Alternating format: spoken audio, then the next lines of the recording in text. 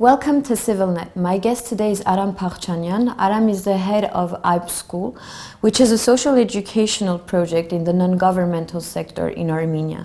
The school's philosophy is anchored on freedom and creativity. Welcome, Aram. Thank you. Aram, the Ayb School's mission is, and this is what you said, to bring up generations of literate and honest young people who are proud of their background and have a strong sense of responsibility. As I introduced, your school is anchored on freedom and creativity. Would you say that the education in Armenia is still far from offering this creativity, this freedom, this sense of responsibility to students? Yeah, and I believe it's far from that because it never intended to do that. The problem is when you walk somewhere, ultimately you achieve. What I think our education has to understand is its goal and mission. It has lost its mission. And it's not only about Armenian education. In general, overall education in the world is in a kind of a crisis where most of the schools report on their academic achievements, and not very often they think about the moral purpose, which should be the major reason why the school exists in the first place. And that's what I think that we have to regain as an educational system here in Armenia. What are your, so you told us that it wasn't meant, the educational system in Armenia wasn't meant for freedom, sense of responsibility and creativity. But now we have a new government with a new Minister of Education. What are your expectations from this new Minister of Education? Which specific areas need more reforms or investment? Well, what I believe is that education reforms are urgent, and we all understand reforms has to happen. And I'm very glad that the new government has proclaimed its intention to start large-scale reforms in education. The reforms can't just be imposed on a system. To reform a system, you have to gain support amongst most of the educators. You have to gain people's trust in whatever you do, and you have to take into account realities in a real school in every part of Armenia, in every part of the country. I was recently reading a book about the analysis of failed school reforms in America, in the US. And they were all, the whole analysis was not about, you know, a system, the government decisions, etc. It was more like a series of small movies about what's happening in regular school and why the effort failed. Because when you look down to the bottom, what's going on every day, then you understand why this whole policies, the whole efforts doesn't really achieve their goal with regular people in a classroom. And for that, schools has to gain some responsibility and some freedom. But you can't give them responsibility and freedom without much support. And our schools need support. And that was a major mistake of former governments. They were demanding, they were imposing rules, changing rules all the time, but never really supporting schools, never really supporting these teachers in the school. They were blaming the teachers very often, but not really giving them, you know, this self-efficacy, this feeling of, you know, their importance, the feeling of the very fact that they are valued. And the same is with school heads. They don't get much salary, but their responsibility is very high. So overall, if we want to change the system, we have to support it a lot.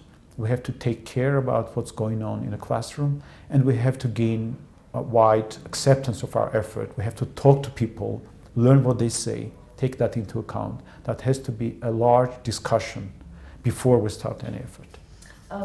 If we look at the educational system as a whole, right, is the system not functioning at any stage, or there are some positive points that don't need, some positive parts that don't need any reform? Well, I don't think there's anything that doesn't need reform. Almost everything is outdated, in a sense. But at the same time, there are areas where we don't have to start from scratch, and that's most of the areas. Armenian educational system is probably not the best in the world, but definitely is not the worst in the world. So we still have many teachers in a classroom working efficiently for their level of knowledge and the level of support they get, ultimately, from the system. I mean, when I say support, I mean all of the teaching materials, textbooks, programs. They are all not modern. They are all outdated. And we can't demand efficient teacher, or we can't demand efficiency from a teacher without giving that kind of support. And I believe with all that provided to a teacher in a regular classroom, we'll see immediate improvement. But then we have to support the teacher in growing her capacities, her pedagogical skills, all that, to achieve higher level of education overall. There's no silver bullet. That's not one-day effort. That will take years and years. But if we see positive improvement, even after year one, there'll be much, happiness about it. There'll be so much motivation around it that the reform will keep going. My next question is quite related to what you just said, but let me give you an example of a student at the university, at Yerevan State University. Her name is Maria Harayan, and she gave an interview in a media, and she explained that, well, each semester her department's tuition increases by about $100. The quality has either stayed the same or declined. So currently her yearly tuition is around $1,200, and while for many from Western countries that may not sound a lot, just to give you a reference, the average monthly salary in Armenia is around $400. So she says in the interview, either they should decrease the amount or raise the quality. We are already in our second year, and yet we are still studying materials we had from high school. Basically, we are reviewing what we have already learned. Basic school, while she's in the university, she's a student of a university. So in the educational system back in time, there was this there was this problem of corruption, but there is also an issue of quality, right? Most of the teacher inherited from the Soviet Union education, which is said to be more rigid or doesn't leave any place to creativity or free thoughts. In other words, what is the problem? Is it a system problem only, or is it a people problem? I mean, would cleaning the house and hiring the new administrators solve the problem, or? Well, coming from the point you provided about the student's opinion, I totally understand her. The reason why we keep repeating one of the same cycle of learning across spanning different pieces, parts of education, is that we don't trust the previous part. So the high school doesn't trust the basic school or the primary schools we have, which is up to the 9th grade. So we relearn with the students what they had to learn, they ought to learn when they were in primary school. And then universities doesn't trust high schools, so they have to relearn what they basically learned there. And that slows down the whole effort and demotivates students. And the best students get more demotivated. But unfortunately, also the problem, especially with the high school, is that because of very small support, financial support from government, only a very small fraction of their income comes from the government. In average, only 25% of the cost of higher education in Armenia is covered by the government. 75% is covered by the parents, basically, or the students themselves. In this kind of situations, universities are inclined or forced into, admitting students with very low level of knowledge just to keep afloat. So with all that, unfortunately, the quality of the university is defined by quality of students. not as much by quality of the lectures, but students are. If the students are not doing any good, whoever you hire as a lecturer, there will be no success. So all that is a troublesome. But again, it all comes from the high school problem, which is again inherited from the primary school problem. So it's a problem all across the system. Universities end up having the problem, headache, coming from bottom. So to solve that, I think, yes, administrative skills, educational administrative skills, leadership skills in education, I should say. Leadership is more important than administration, again, for the reason of the school being a place of a moral purpose, not that much a management place. So you have to really lead people towards the right goals and the right ideas. You need to improve that a lot. Current level of leadership at schools is leaving a lot a lot of space for improvement.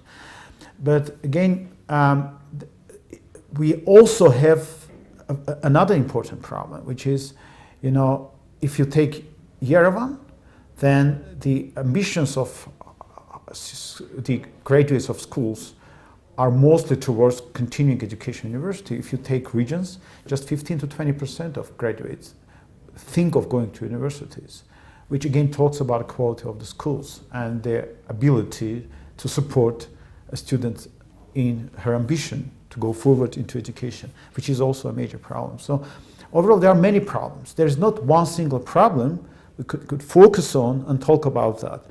Look everywhere, you find major problems. All of the system was not really improving for a long period of time. Improvements were mostly formal. People that were trying some reforms, they were not looking deeply. And unfortunately, again, you talked about corruption. Unfortunately, very often fighting corruption was a priority in comparison to improving education. For instance, to fight corruption, we centralized examinations and published all of the potential tasks that has to happen, assignments that has to happen in their papers, exam papers. As an ultimate result of that, there is a lot of just rote learning, because the learning by heart complex tasks, their answers is easier than learning how to solve them. Mm-hmm. So all of this was meant to decrease corruption in examination system, but ultimately killed education. So we have to be very careful when you kind of fight corruption, not hurt education even more. And fighting corruption is easier, especially, again, if we go back to schools. And let's talk about social institutions in Armenia, which ones have higher level of moral. You'll probably think of schools being on the top of the list, not in the bottom. Still, we know that even with all of the corruption in place, etc., schools are where morality lives, where people are, still thinking of, values, etc., and they are still important there, and education still happens there. So, in a sense, fighting corruption there is easier than in any other place, but improving education is much harder. For the overall development of the country, good education should be accessible to everyone rather than be an elitist privilege, right? Definitely so. How should creative, responsible education be democratized in Armenia?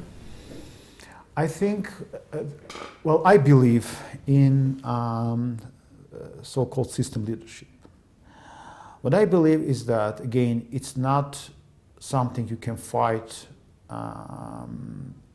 by just purely administrative effort.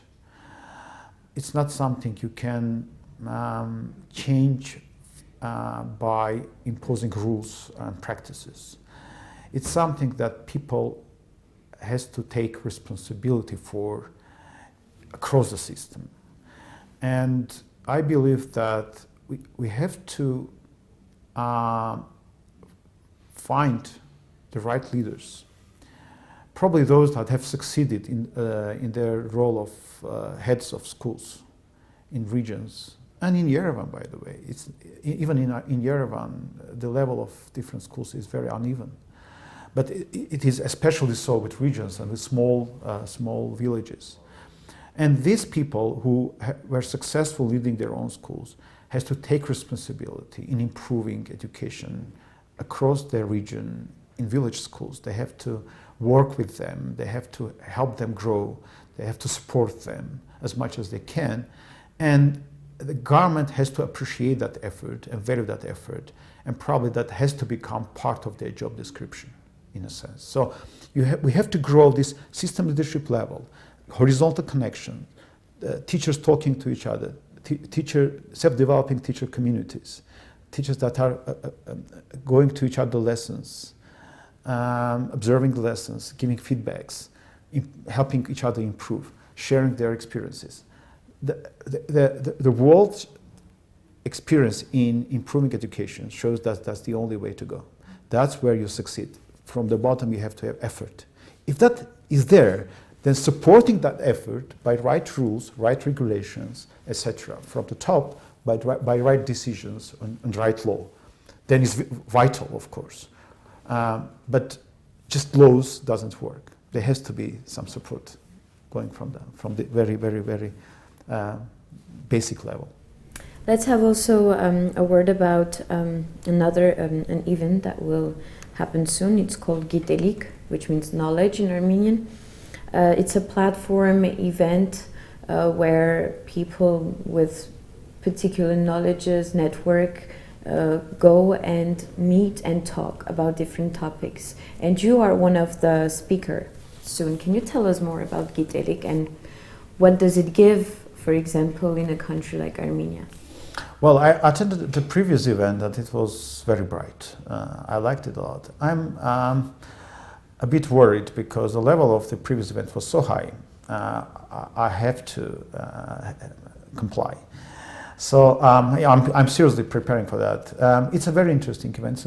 It's something very new in a sense that it's an event where interesting people come and talk. And they share practical knowledge. They share something they've learned themselves, something that you will not find in books, and they prepare very well to their talks. It's not something you do just as a you know in your free time. Just go there and talk about something. You prepare for that. Some of the people probably know the TED format. Yeah. It's not TED. It's not just an idea. It's something practical. It's something that you expect people in a room will learn and use afterwards. So for example, your topic, how people can learn and use the topic you chose. Yeah, my topic will be science in life. How do you apply your knowledge in basic science, such as physics or chemistry, in your everyday life? How you can do some simple hacks by using science, and I even think of probably doing some experimentation in front of the people so that they get more excited. We'll see. It's gonna be interesting, I know. You learned physics, right, at the university? That's your first. Yeah, I learned physics. I actually teach physics now at the school. Yeah, and I like physics, and I believe physicists are people that can cope with almost every profession. Interesting. Thank you very much for this talk. Thank you for watching and continue to follow CivilNet.